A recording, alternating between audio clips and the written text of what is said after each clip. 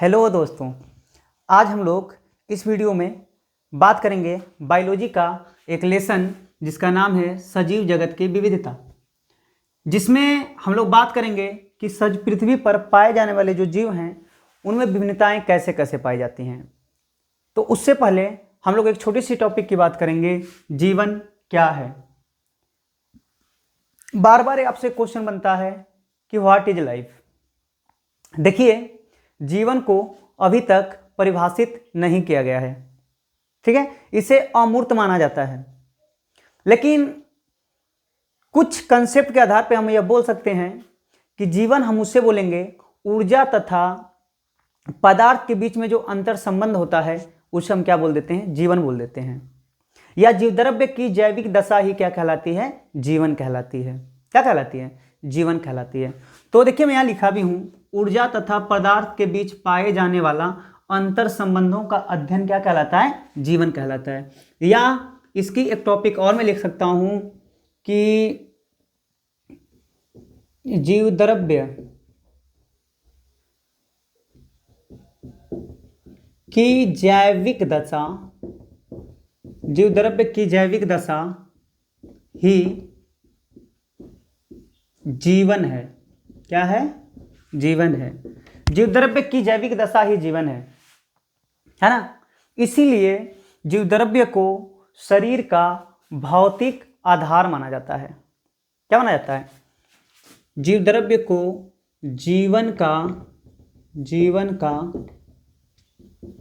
भौतिक आधार माना जाता है। जीवद्रव्य को जीवन का क्या माना जाता है, भौतिक आधार माना जाता है। अच्छा, जीवन क्या है? तो ये जो जीवन है ये सजीवों को निर्जीवों से अलग करता है। अगर आपसे पूछा जाए कि आप जीवन कैसे पहचानोगे, तब बताओगे कि जीवन एक ऐसी प्रक्रिया है जिसके द्वारा आप पहचान सकते हो कि कौन से वस्तु जीवित हैं, कौन से वस्तु निर्जीव हैं। ठीक है, तो हमारा कहने का मतलब क्या है, जीवन क्या है? जीवन सजीवों को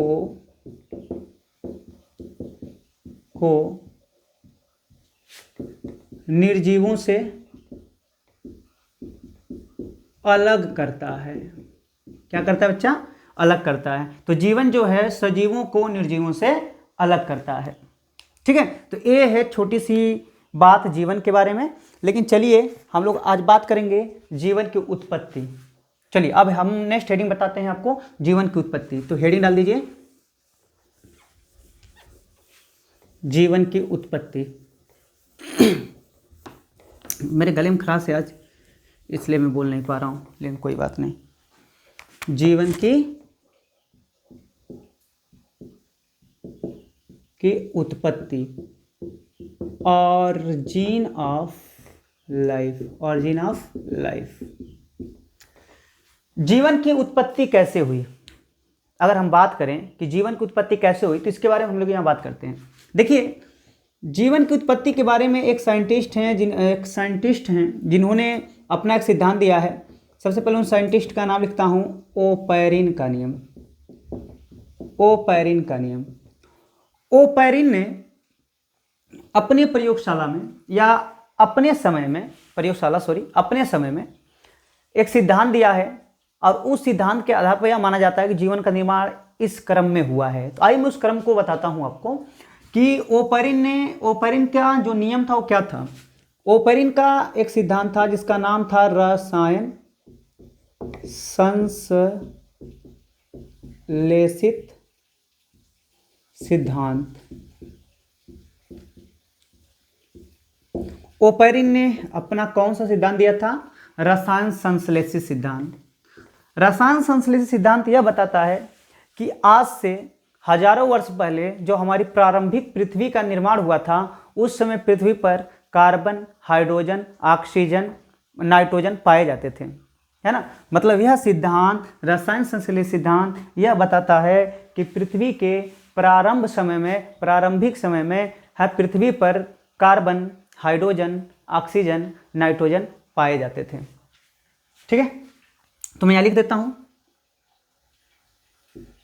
पृथ्वी की प्रारंभिक समय में कार्बन, हाइड्रोजन, ऑक्सीजन, नाइट्रोजन जैसे तत्व मौजूद थे। ठीक है, तो इसके प्रारंभिक समय में कौन कौन से तत्व मौजूद थे? कार्बन, हाइड्रोजन, ऑक्सीजन, नाइट्रोजन जैसे तत्व मौजूद थे। पता यह लगता है कि देखिए, मैं यहां से इधर लेकर जा रहा हूं, थोड़ा सा यहाँ दिखेगा क्या? मुझे लग रहा है यहाँ दिखेगा आपको। यह सिद्धांत यह बताता है कि जब उस समय ये जो सिद्धांत पृथ्वी पर कार्बन, हाइड्रोजन, ऑक्सीजन, नाइट्रोजन मौजूद थे, तो ये सब क्या किए? आपस में संघनित हुए, आपस में रिएक्शन किए, है ना? क्या बनाए? वाष्प बनाए, अमोनिया गैस बनाए, मेथेन गैस बनाए। तो ये जब आपस में संघनित हुए तो क्या बनाए? वाष्प बनाए, मेथेन बनाए और अमोनिया बनाए। तो ये सब आपस में संघनित होकर क्या बनाए भाई? जल बनाया, जैसे जल वाष्प, मेथेन और अमोनिया बनाए। अब देखिए क्या है, यह माना जाता है कि जब जल वाष्प, मेथेन और अमोनिया आपस में संघनित हुए होंगे तब जाकर के आपका बना होगा कार्बोहाइड्रेट। क्या बना? Carbohydrate, fat, protein, nucleic acid. अब सोचिए आप, सबसे पहले रसायन संश्लेषण सिद्धांत क्या कहता है कि जब पृथ्वी का धीरे धीरे निर्माण हो रहा था तो उस समय, उसके प्रारंभिक समय में पृथ्वी पर क्या क्या पाए जाते थे? कार्बन पाया जाता था, हाइड्रोजन पाया जाता था, ऑक्सीजन पाया जाता था, नाइट्रोजन पाया जाता था। लेकिन जब ये आपस में संघनित हुए तो आपस में संघनित होकर किसका निर्माण किए? जलवाष्प का निर्माण किए, मेथेन गैस का और अमोनिया गैस का।